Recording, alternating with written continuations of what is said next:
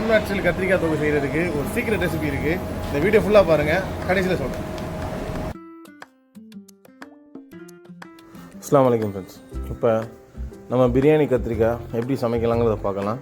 இதில் உள்ள சீக்ரெட் விஷயங்களையும் நம்ம பார்க்கலாம்.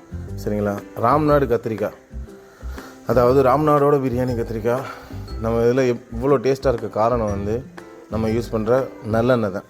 சரிங்களா?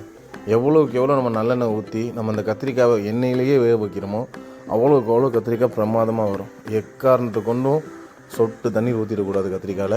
சரிங்களா? தாளிப்புங்கிறது கொஞ்சோண்டு கடுகு உளுந்த பருப்பு, அப்புறம் காஞ்ச மிளகா, கொஞ்சம் மிளகு, கொஞ்சம் சீரகம்.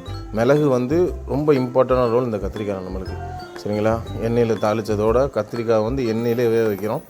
வேக வச்சதுக்கப்புறம் மல்லி, பச்சை மிளகா, தக்காளி சேர்த்து திருப்பி அதிலேயே நம்ம வேக வைக்கிறோம். அதோட மசாலாங்கிற விஷயம் வந்து இதில் ரொம்ப எந்த மசாலாவும் நம்ம போட்டுக்கூடாது. வெறும் மஞ்சத்தூள், மிளகாத்தூள், சீரகத்தூள், இந்த 3 மசாலா மட்டும்தான் நம்ம இதில் சேர்த்துக்கிட்டே ஆகணும்.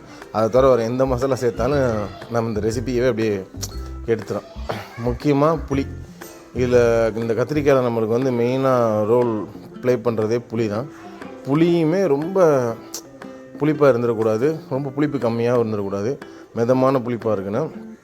இதில் வந்து நான் சொன்ன அந்த சீக்ரெட் விஷயம் என்னென்னு கேட்டிங்கன்னா, நம்ம யூஸ் பண்ணுற வெள்ளை எள்ளு தான். வெள்ளை எள்ளை வந்து நல்லா தோசை மாவு மாதிரி அரைச்சி இப்போ அந்த கத்திரிக்காய் ரெடியானதுக்கப்புறம் நம்ம தலையில் போட்டுட்டோம்னா, போட்டு ஒரு பெரட் கிண்டி கொஞ்ச நேரம் ஒரு 5 நிமிஷம் சிம்மில் வச்சு எடுத்திங்கன்னா உங்களுக்கு சூப்பரான பியூட்டிஃபுல்லான சீனி பாய் பிரியாணியோட கத்திரிக்காய் ரெடி.